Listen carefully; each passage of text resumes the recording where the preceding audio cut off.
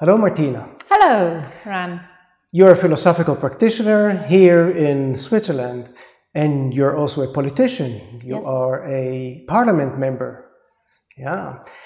And I understand that you do all kinds of philosophical practice activities, including philosophical birthdays and rituals and counseling. But I understand that one thing that interests you, that you work with, is biographies. Biographies. How does philosophy connect to biographies, and what do you do with that? What me interests in people or in persons is always the biography. They are telling what they think about their life, and I ask them questions, and suddenly we felt in a discussion is very, very interesting for me and also for my clients, I think, and it is always a very deep conversation about biography. What kind of child you were, or what you think, what is characteristic for you, or what are your dreams, and all these kinds. And I think it's one or two questions, and suddenly I am in a deep discussion with the other person. So in what you said so far, that the context is counseling, one-on-one counseling? Mm-hmm. Yes, it's normally, I really like to be with one person or with a couple, and to discuss and to develop a conversation. Uh-huh. And what happens then? The person tells their biography, and do you philosophize about it? Yes, but exactly, for example, somebody says, that was a very, very sad moment in my life. Perhaps my father died, and for me it was terrible, but it happened and I can't do anything else. And then we begin to discuss about possibilities. Perhaps you can change it. Your father is then dead, but you can imagine, or you can think about your feelings, and you can change your feelings or your imagination about this. And if you tell your story, what you felt then when your father died, then you have a new perspective, and I am sure everything happens in your life you can change. Also when it is in the past, it's not written in stone. In a stone, yes. It's up to your mind to change your life, and I think you are always the person what you can tell about yourself, a narrative ego concept. So is it some kind of, I'm just inventing, a narrative philosophy? Yes, that I like this expression, yes. Can you give a specific example, a person that maybe recently or earlier you saw, and a kind of biographical investigation that you did with that person?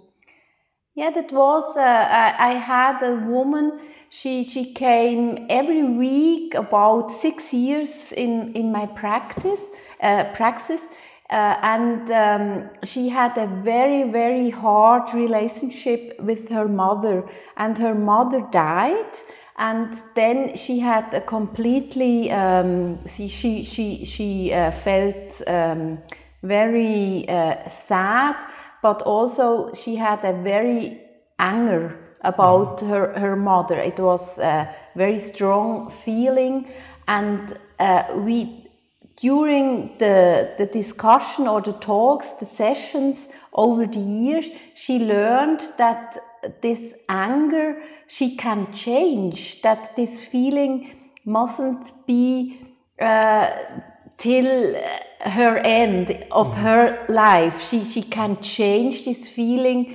Perhaps it's not an anger. It's just okay. It was a relationship, and for me it was very impressive how it gets on with this woman because it was like a liberation of herself, because she was like, how you strangle it, or how you call that when you are like with banding, and when she lost her angriness, then she was like free. Free. Yes. And what did you do philosophically to bring her to this point of freedom? Oh, I listen. I listen a lot, and I like when people when they tell stories to me, tell their dreams, what they dream in the night, and also their wishes. And when they are speaking, then I can ask some questions, and with the question I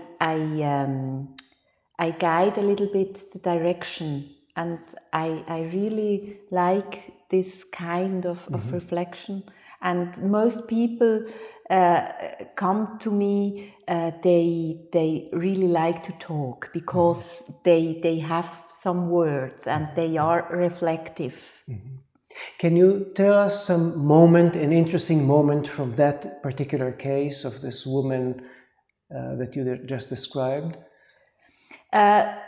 She came to me and she said that it's not possible to change this feeling. She's sure that that's like a heritage from her mother, that she gave her this angriness, and after some hours to talk, she really felt, oh yes, it's like a stone is gone away, because she felt there are so many possibilities. Possibilities is also a word or a concept I really like to work, because I'm absolutely sure that there are always many possibilities. It's not only one point of view. You have always many possibilities. And Martina, if somebody says, I would like to see where the philosophy is here, is there some discussion of some philosophical issue or philosophical concept or material from old philosophers? I know all philosophers, or just all, and I read a lot, and it's deep in myself, but concretely I quite or hardly never tell you, oh, Kant is said that, or Camus or Aristoteles are telling that, because it's in myself, and sometimes I have this idea that would be exactly to this was this woman told to me, but I don't use it many often. But I'm very surprised how philosophical all people are when you came in a dialogue with them. So although you don't mention names, rarely you mention names. Rarely, yes. Nevertheless, somehow your knowledge of philosophy, your broad knowledge of philosophy, does come to bear in the process, does make a difference in the process. Yes, it's very important, and I think philosophical counseling is absolutely superficial if you haven't a very deep historical philosophical point of view and experience with all very difficult texts and so on. That's a very interesting and challenging view, that the philosophy has to change me as a counselor so I can make a difference to the counselee. Yes. Can you say a little bit more about how it changes you, how philosophy has changed you so that you can give philosophical counseling? It's always changing me. It's a neverless ending story or a never ending process. I think I'm reading all the time philosophical texts. I'm reading philosopher, classical and new ones, and it's a never-ending process. I need that for my life, and I need also the contact with the people and the discussion with all people. And I'm very glad that I can do this as a profession, because I earn some money. I think that's not a small point in this, because it's much more than just a friend when I have a discussion. You internalize philosophy rather than use it as an objective, separate thing. Exactly. It's my life. Also, you mentioned that I'm also a politician, yes, but I'm a philosopher, and I am doing politics as a philosopher, and I talk with people as a philosopher. What does it mean to talk to people as a philosopher? I can't imagine myself without any philosophy. I just can't. And since I was a child, it was always the philosophy, always I'm asking, why is it like this? I wanted to know everything, and I think it's a nevertheless ending story, and it's my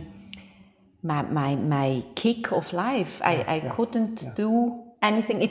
I have no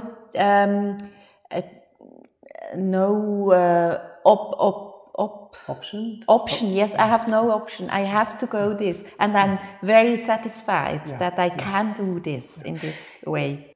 You mentioned several examples of how philosophy influences you. It gives you a certain passion for a certain way of looking at things. It gives you, I think you said, the tendency to ask basic questions such as why. And another example I think I heard from you is it makes you see things from different perspectives. So these are three examples of probably others where the philosophy that you have studied and learned influences how you relate to people and to life. Am I right? Exactly. And what's also very important, I think, philosophy made that I can go away from my ego. I think that's also very, very important. My ego is in the normal day life. I have an ego, I have a big ego, and I'm very self-confident.